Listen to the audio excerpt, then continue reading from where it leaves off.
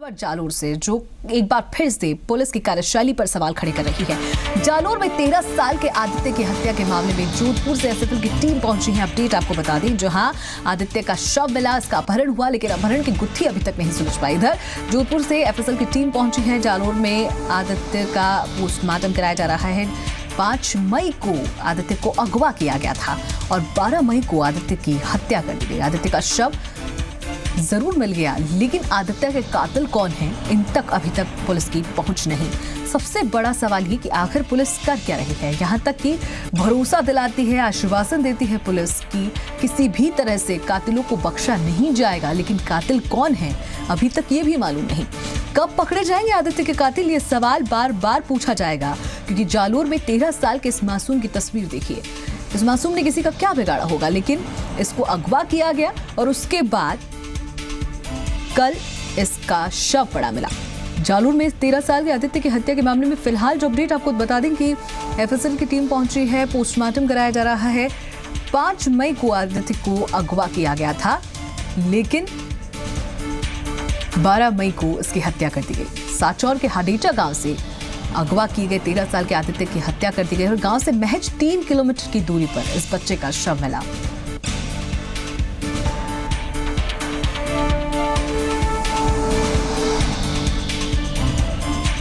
तो सबसे बड़ा सवाल यही कि आखिर आदित्य के कातिल कौन है, इस तक पुलिस क्यों नहीं पहुंच पाई। कितने दिन से जब ये पूरा मामला सामने था, पुलिस आखिरकार कर क्या रही थी। साचौर के हाडेचा गांव से अगवा की गई 13 साल के आदित्य की हत्या कर दी गई। गांव से महज 3 किलोमीटर की दूरी पर बच्चे का शव मिला है।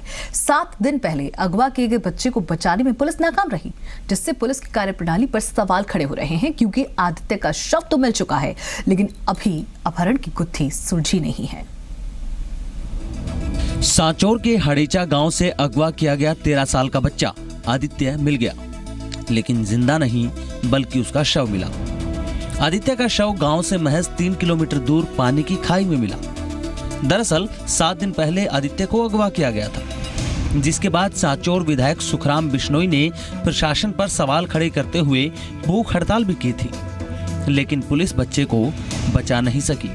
ऐसे में पुलिस प्रशासन और जिला प्रशासन पर सवाल खड़े होते दिख रहे हैं, जबकि विधायक के भूख हड़ताल करने पर एसपी ने खुद बच्चे को सही सलामत वापस लाने का भरोसा दिलाया था, लेकिन 2 जिलों की पुलिस को चुनौती देते हुए अपहरणकर्ताओं ने बच्चे की जान ले ली और अपराधी पुलिस की पकड़ से बाहर है। पुलिस शुरू से सक्रिय होती तो हो सकता है जिंदा मिल सकता था। कानून व्यवस्था में तो शुरू में एक्टिव नहीं हुए, और शुरू में एक्टिव होते हो सकता था, बाद में एक्टिव हुए। मेरे हड़ताल करने के बाद में शुरू से पुलिस एक्टिव नहीं थी। परिजनों ने 13 साल के बच्चे के अपहरण के बाद 5 लाख की फिरौती मांगने की सूचना पुलिस को दी थी। ऐसे में क्या पुलिस को सूचना देना ही बच्चे की मौत की वजह बन गई? क्या परिजन फिरौती की रकम दे देते और पुलिस को सूचना नहीं देते तो क्या बच्चे की जान बच जाती? ये सवाल इसलिए उठ रहे हैं क्योंकि कुछ दिन पहले ही मोहनलाल प्रजापत का भी अपहरण हुआ था, जिसे 70 लाख रुपए फिरौती मिलने पर छोड़ दिया गया।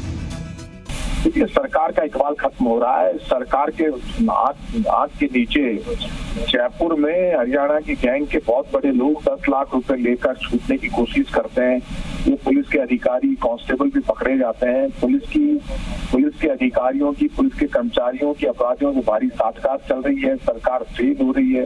प्रदेश में एक के बाद एक हो रहे अपहरण और वारदातें पुलिस और सरकार प्रशासन पर सवाल खड़े कर रही हैं, क्योंकि कुछ दिन पहले ही डीएम-एसपी कॉन्फ्रेंस में कानून व्यवस्था की समीक्षा की गई थी, तो गृह मंत्री भी सुरक्षा के तमाम दावे करते नजर आते हैं, लेकिन पुलिस के नाक के नीचे अपराध हो जाता है। ऐसे में आदित्य की हत्या ने एक बार फिर पुलिस और प्रशासन के दावों की हकीकत उजागर कर दी है, क्योंकि अभी भी पुलिस के सामने अपहरण और हत्या की गुत्थी सुलझाना बाकी है। बबलू मीणा, जी मीडिया, जालोर। सरकार जनता की सुरक्षा के दावे करती है और अपनी पुलिस पर दम भरती है, लेकिन क्या राजस्थान पुलिस शर्मसार करने वाला काम नहीं कर रही? कार्यशैली पर सवाल खड़े नहीं होंगे, क्योंकि राजस्थान में बच्चे सुरक्षित ही नहीं हैं। साचौर पूरी तरह से थर्रा गया है। अपहरण और हत्या के बाद साचौर का यह आदित्य हत्याकांड अपने आप में कई सवाल पीछे छोड़ गया है। बता दें कि बदमाशों ने 5 लाख रुपए की फिरौती की मांग की थी, और जब इसकी सूचना पुलिस को दी गई, उसके बाद सिर्फ सर्च अभियान चला रही थी पुलिस। यहां तक कि विधायक के धरना देने के बाद उन्हें आश्वासन दिया था एसपी ने कि बच्चे को सुरक्षित लाया जाएगा। लेकिन बता दें आपको कि इस बच्चे को बर्बरता से इसकी हत्या कर दी गई। यहां तक इसके शव को खाई में दफनाया गया था, जिसके बाद कुत्तों के नोचने के बाद इसके शव का खुलासा हुआ और उसके बाद जाकर पता चला कि इस बच्चे की हत्या कर दी गई है। आदित्य को बचाया नहीं जा सका, लेकिन क्या राजस्थान में अब भी बच्चे सुरक्षित नहीं हैं? ये सवाल बहुत बड़ा है। भावेश की हत्या के बाद क्या इस आदित्य की हत्या के लिए पुलिस जिम्मेदार नहीं है? जालौर में फिरौती के धंधे पर आखिर लगाम क्यों नहीं लग रही? क्या अपराधियों के आगे पुलिस पस्त है, ये समझा जाए। पुलिस की 4 टीमें 7 दिनों की मशक्कत के बाद भी कोई हल नहीं निकाल पाई और बच्चे का शव मिलना, एक बच्चे को बचाने में आखिरकार पुलिस नाकाम क्यों रही? जालौर में 3 सालों में अपहरण की 100 से ज्यादा वारदातें हो चुकी हैं। उनका जिम्मेदार कौन है? राजस्थान में अब बच्चे सुरक्षित नहीं हैं, ये बहुत बड़ा सवाल है। क्या सचमुच राजस्थान में बच्चे सुरक्षित नहीं हैं? जालौर में ये कहें कि जिस तरह से इस बच्चे का हत्याकांड मामला सामने आया है, उसके बाद पुलिस पूरी तरह से नाकाम दिखती है।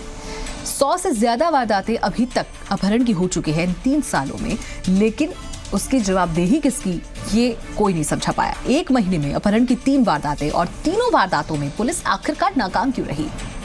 बता दें आपको कि 5 मई से 12 मई तक आखिर पुलिस क्या कर रही थी इन 7 दिनों में?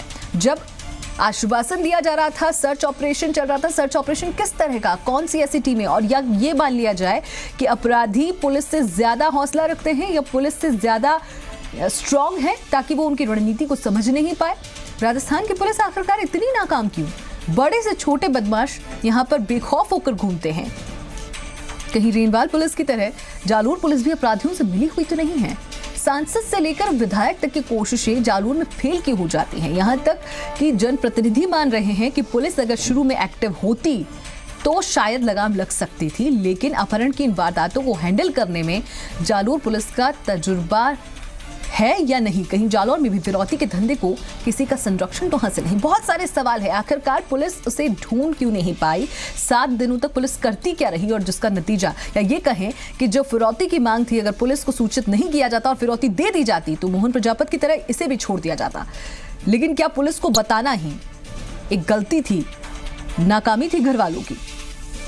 जानकारी के साथ जी मीडिया संवाददाता बबलू हमारे साथ बने में। बबलू, बहुत शर्मसार करता है ये मामला, बहुत थर्रा देता है कि एक मासूम सा बच्चा जिसका किसी से कोई भी वास्ता नहीं होगा, उसे मार दिया गया, इतनी बर्बरता से उसकी हत्या कर दी गई और पुलिस हाथ पर हाथ धर के बैठी है।